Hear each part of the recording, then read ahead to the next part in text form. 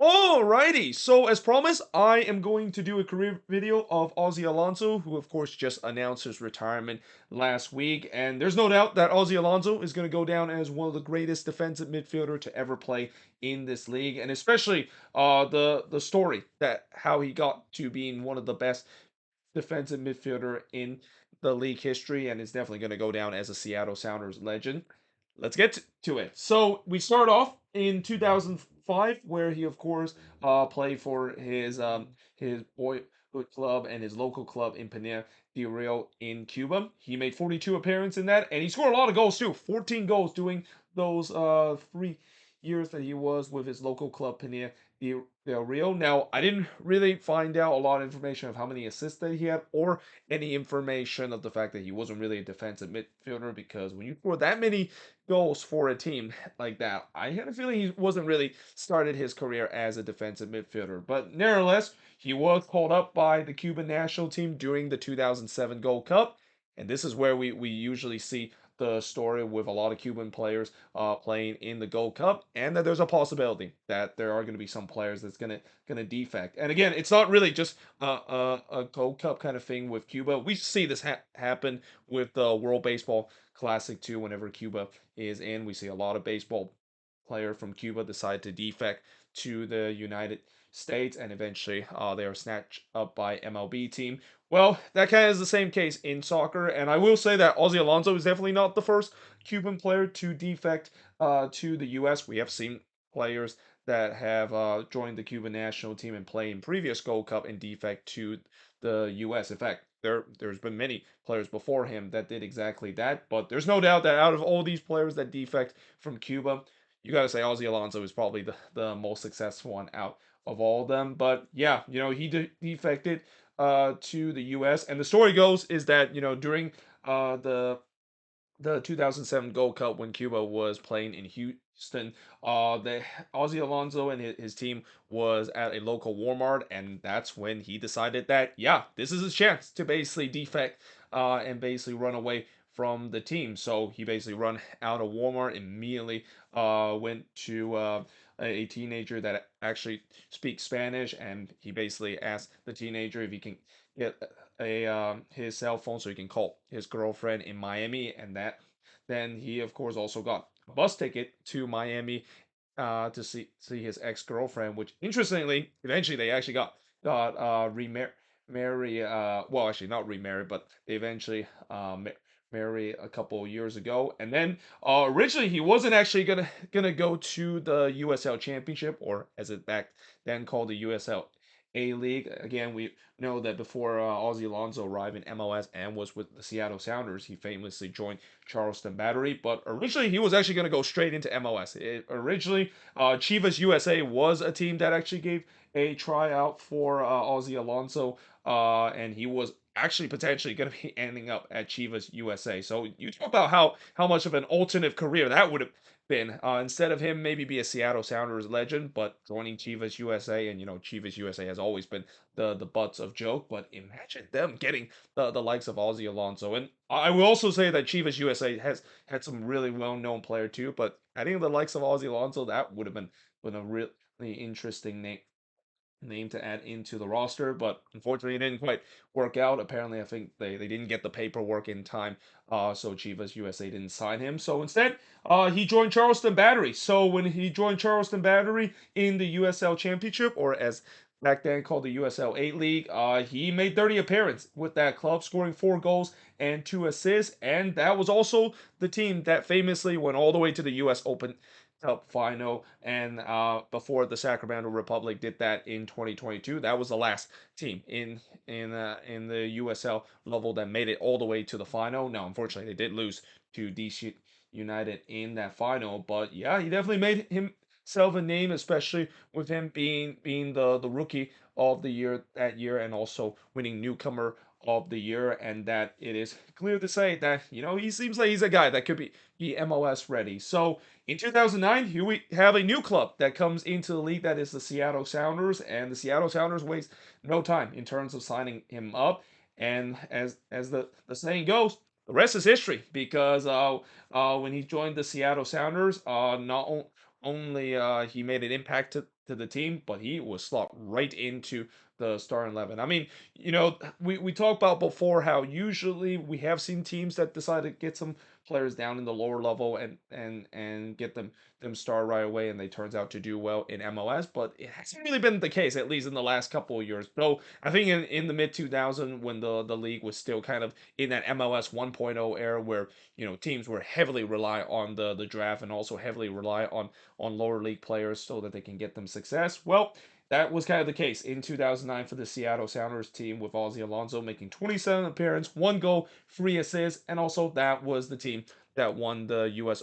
Open Cup. And I think they're still the only team to this day to win the U.S. Open Cup in the expansion season. In fact, they didn't just win the U.S. Open Cup, but they went on a three-peat in the U.S. Open Cup. They won it in 2010 and 2011, and I think this is still to this day the only MLS team to win three straight U.S. Open Cup. In 2010, he of course made 23 appearances, scoring 1 goal and 3 assists, and as I mentioned, he and the Seattle Sounders won the U.S. Open Cup. And again, the Seattle Sounders, as it is the case now, they were a really good team in the early days too. And you can even say that they were definitely the one that set the standards of just I would say an unprecedented standard in terms of expansion team coming into MLS. I mean, expansion team usually they don't do too well when they come to MLS straight away. Though I say that, and look what happened to the 1998 Chicago Fire, and also in some way the Houston Dynamo in 2006 and 2007. Although you could argue they weren't really an expansion team; they were more like a relocation team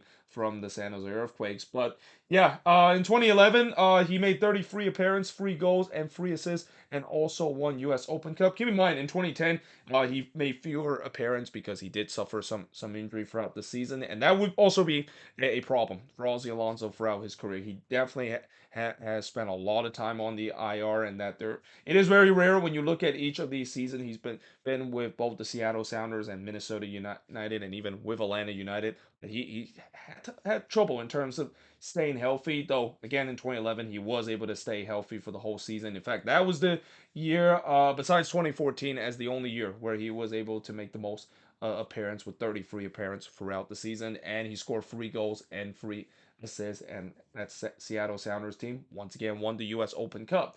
Now in 2012, he of course made 30 appearances. He scored 1 goal and 2 assists, and he was named the MLS Best 11 for the very first time.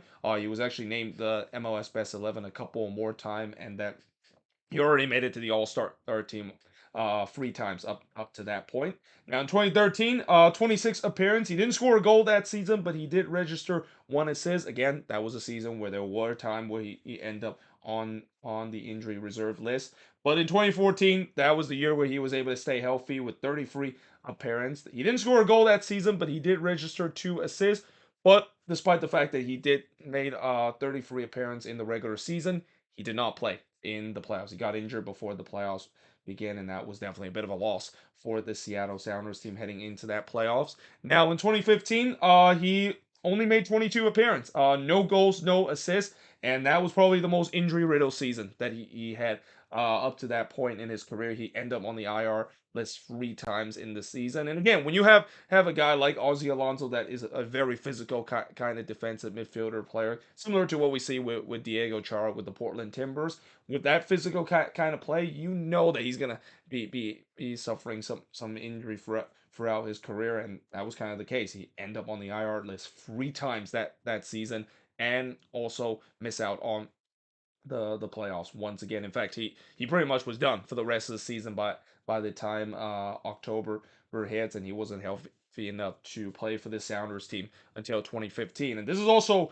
where well, actually not 2015, I'm sorry, but in 2016 that is. And really during the 2014 period, this is where we started to kind of hear some report that the Sounders were moving on from Ozzie Alonso. And as crazy as that sound is, with the injury issue that he seems to be having, they maybe were thinking about moving on from him and trading for another team, but instead he sticked around.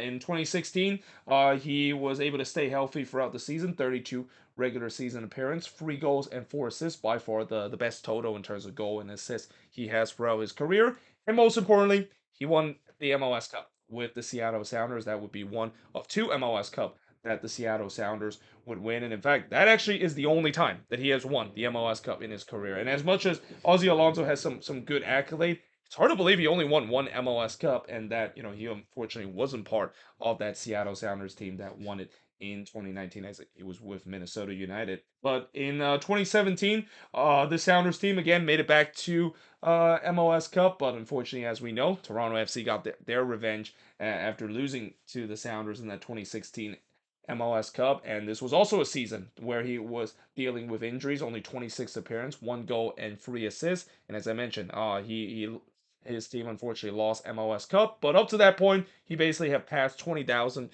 minutes played for the Seattle Sounders in April, which at that time was the most out of any Seattle Sounders player. He was the longest active Seattle Sounders player, and really the only surviving member of that Seattle Sounders team that came into the league in 2009. Well, that was kind of the case until Freddie Montero, of course, came back to the Seattle Sounders a couple of years ago, and I think he's still with the Seattle Sounders to this day. But in 2019, this was his last season with the Seattle Sounders. 25 appearance, no goal, and three assists. And of course, this is where we have heard about how Ozzie Alonso definitely had some disagreement with the front office, and it feels like he kind of burned the bridges with the Seattle Sounders. And as much as he is a legend for the Sounders, and Sounders fans really love Ozzie so much, there's a reason why I don't know if he's gonna get a chance to come back to the Seattle Sounders and maybe join the coaching staff or even the front office, because yeah, it was kind of ugly in terms of how he burned the bridges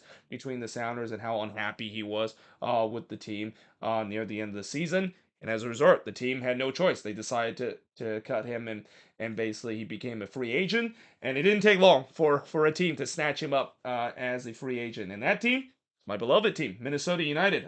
He was snatched up in 2019. And keep in mind, up to that point, Minnesota was bad in the first two seasons. Like, we all know how bad they were in the first 2 year, and that, obviously that I thought maybe was according to the 3 year plan that Adrian Heath kind of had, and that in the third year, this is when Minnesota really started to be very active and aggressive in the free agency market. They signed a lot of good free agent during that season. I know that not only they got Ozzie Alonso off of free agency, but they also got Iko Park off a free agency as well. And that, unfortunately, that is something you don't see nowadays with Minnesota United, especially of how this offseason it's been pretty much a standstill. And that, again, a lot of Loons fans, including myself, is very concerned about this team heading into this upcoming season. But that was not the case in 2019. I mean, in 2019, it felt like there was fresh optimism, and I had fresh optimism with the team too, because I thought, with them being aggressive in the free agency market and actually getting some well-proven MLS talent instead of just keep starting NASL kind of quality of player, this team had a shot in terms of making the playoffs, and they did. They made it to the playoffs in the first time in their franchise history, finishing in fourth place, and Ozzie Alonso played a big part of that role too. He played 27 games, scoring 2 goals and 2 assists. One of that goal is going to be remembered for a long time, because that is a goal the first goal he have ever scored for Minnesota United was the first goal ever at Allianz Field. So it's all about making your debut goal and scoring your first goal in the most dramatic way. I mean, it doesn't come any better than scoring your first ever goal at the new stadium, Allianz Field, in the first game against NYCFC. And what a goal that was! I mean, he hit that one half volley. I still remember that goal, and it's going to be remembered for a very long time as the first ever goal that was scored at Allianz Field. But in 2020, Minnesota United, as we mentioned, they made to this day the deepest run that they have made in the Eastern Conference Final, and Ozzie Alonso was kind of a big part of it, though, again, he only had 10 appearances throughout that season, and keep in mind, this is only regular season appearance. This doesn't count as playoffs. If you include the playoffs and also the MLS's back tournament, because Minnesota actually went all the way to the semifinal of the MLS's back tournament, he actually had more appearances that season. But again, that was also the season where it was a COVID shortened season, and that season he actually didn't score a single goal and single assist, similar to the 2015 season, and he did suffer a bit of an injury near the end of the season, and was very fortunate the fact that he was back with this team, and it was great to see him back on this team, because that was just in time for this Loons team to start to make their MLS Cup run that unfortunately falls short against Ozzie Alonso's former team in a game where to this day I still don't want to talk about how that collapse happened against the Seattle Sounders. But nevertheless, in 2021, this was the last season for Minnesota United, and this really was the last season where I feel like for Ozzie Alonso he was a regular starter because with the way that his career is definitely winding down. There was a question that is this maybe is the final season for Ozzie Alonso, but he made 24 appearances during that season, scored 1 goal and 1 assist. But eventually in the offseason, they decided to release him, and again, he wasn't really getting a lot of starting minutes near the end of the season, so it was pretty much time for him to leave. And this again was where there was rumor that he was going to retire, and he was even going to join the Minnesota United front office after this season. That didn't happen though. Instead, he continued to play into 2022 and he joined a new team in Atlanta United. And at that point, I thought it was a good signing because you give a guy that has not only veteran presence but also is a leader in the locker room as well. And he joined an Atlanta team that is trying to get themselves back to the glory days that they had a couple years ago. And unfortunately, it didn't happen. In fact, his appearance with Atlanta really got cut short after 4 appearances, as not only he didn't register a goal and an assist, but this is where he suffered the biggest injury throughout his career. He torn his ACL in his fourth Atlanta United game, and he pretty much was out until July of 2023 when he returned with Atlanta United. Only made 7 appearances, and all those appearances was on the off the bench. And then on January 8th, 2024, that's when Ozzie Alonso officially announced his retirement and closing up a legendary career that is again going to go down as one of the greatest defensive midfielder to ever play in this league, and especially probably going to go down as one of the greatest Cuban player to ever play in this league itself. I mean, just an incredible story of Ozzie Alonso and what he has been dealt throughout his career. But in terms of his total appearance, 372 appearances, 349 of those came in the regular season, and he finished with 17 goals and 15 assists. Again, 14 of those 17 goals that I mentioned does not include when he was with his boyhood club, Pina de Real. So if you count that, he scored 31 goals throughout his career. And again, he's not really a goal scoring player. He's or an assist player. He's more of that classic number 6 kind of player, kind of that enforcer kind of player that we see nowadays with the likes of Diego Chara still playing in that role, and even Jose Martinez really started to live up to its name as one of the best number 6 and one of the best enforcer of a number 6 in this league history. But yeah, what a career Ozzie Alonso has had, and there's no doubt that I think he is going to get his chance in terms of being in the front office or even in terms of coaching. Obviously, in an ideal world, the Seattle Sounders maybe think about giving him a chance. I mean, I'm pretty sure all Sounders fans want to see Ozzie Alonso return home. But again, because of what happened in 2018, I don't know if that relationship is going to repair itself after his career is over. And that, again, I won't be surprised. He might be getting his chance in the front office or even in a coaching role, because the leadership that he brought, especially during his time with the Seattle Sounders and even doing his time with Minnesota United too, yeah, that is something that he can definitely bring in if he decide to approach his coaching career in the near future. But there you have it. That is pretty much look at the legendary career of Ozzie Alonso. Let me know in the comments below what do you think of this video. And yeah, hope you guys enjoyed this video. If you do, make sure you guys hit a like, smash the subscribe button, and yeah, I of course will see you guys next time.